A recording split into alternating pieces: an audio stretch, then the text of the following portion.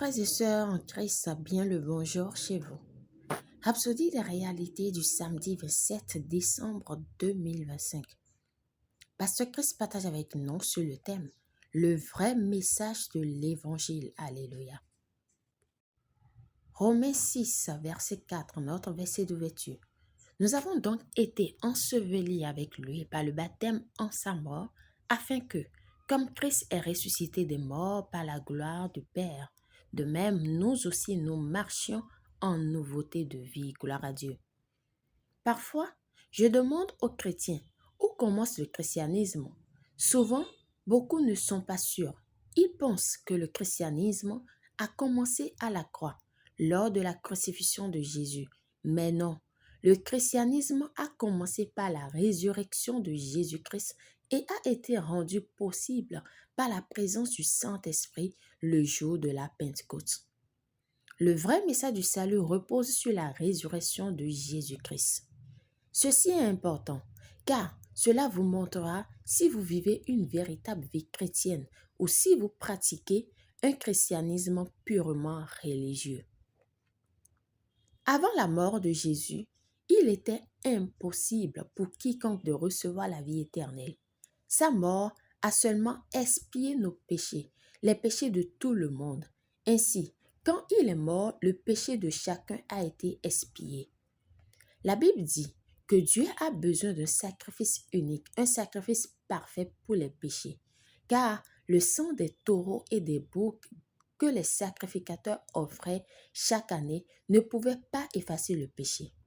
Hébreux 10, verset 11 à 14 dit « Et tandis que tout sacrificateur fait chaque jour le service et offre souvent les mêmes sacrifices qui ne peuvent jamais ôter les péchés, lui, après avoir offert un seul sacrifice pour les péchés, s'est assis pour toujours à la droite de Dieu. Car par une seule offrande, il a emmené à la perfection pour toujours ceux qui sont sanctifiés. Gloire à Dieu. Sa mort était seulement pour payer pour nos péchés. Mais ce sacrifice pour nos péchés ne suffisait pas. Dieu avait besoin de quelque chose de mieux que ça. Il voulait que nous ayons une vie sans péché. Cela est devenu possible quand il était ressuscité.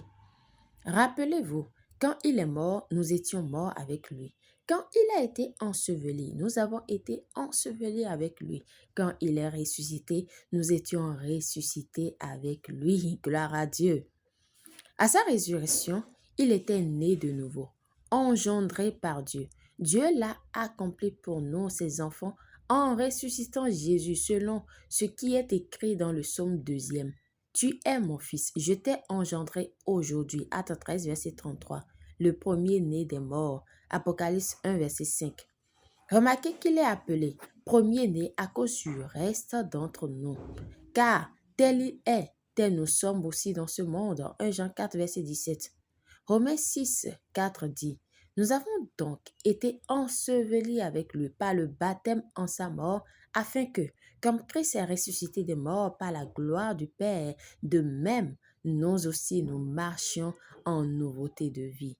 Nous sommes le fruit de sa résurrection. » Lorsque vous étiez né de nouveau, vous étiez né avec une nouvelle vie, la vie de la résurrection. Voilà le véritable message du salut. Alléluia, alléluia. Confession.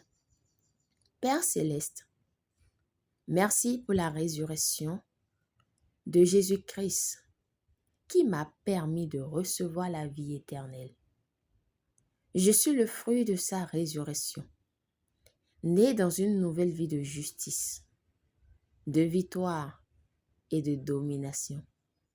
Je vis dans la réalité de cette vérité, conscient de la vie et de la nature de Dieu qui est en moi. Je vis au-dessus du péché, de la maladie, de la défaite et des systèmes de ce monde. Alléluia. Pour une étude approfondie, nous lisons Romains 8, verset 11, 2 Corinthiens 5, verset 17, Hébreux 10, verset 11 à 14. À présent, nous aimerions vous donner l'opportunité de naître de nouveau. Si vous n'êtes pas encore né de nouveau ou que vous ne savez pas ce que c'est que naître de nouveau, C'est croire dans son cœur et confesser de sa bouche que Jésus-Christ est notre Seigneur et Sauveur. Alors nous vous invitons à faire cette prière de tout votre cœur et de manière à vous entendre afin de pouvoir recevoir la vie éternelle, la justice de Dieu. Alléluia. Dites, ô Seigneur Dieu, je crois de tout mon cœur en Jésus-Christ, Fils du Dieu vivant. Je crois qu'il est mort pour moi et que Dieu l'a ressuscité des morts. Et je crois qu'il est vivant aujourd'hui. Je confesse de ma bouche que Jésus-Christ est le Seigneur de ma vie à partir d'aujourd'hui. Par lui et en son nom, j'ai la vie éternelle. Je suis né de nouveau. Merci Seigneur d'avoir sauvé mon âme. Je suis désormais un enfant de Dieu. Alléluia. Vous pouvez lire Romains 10, versets 9 à 10. Félicitations si vous avez fait cette prière, vous êtes désormais un enfant de Dieu.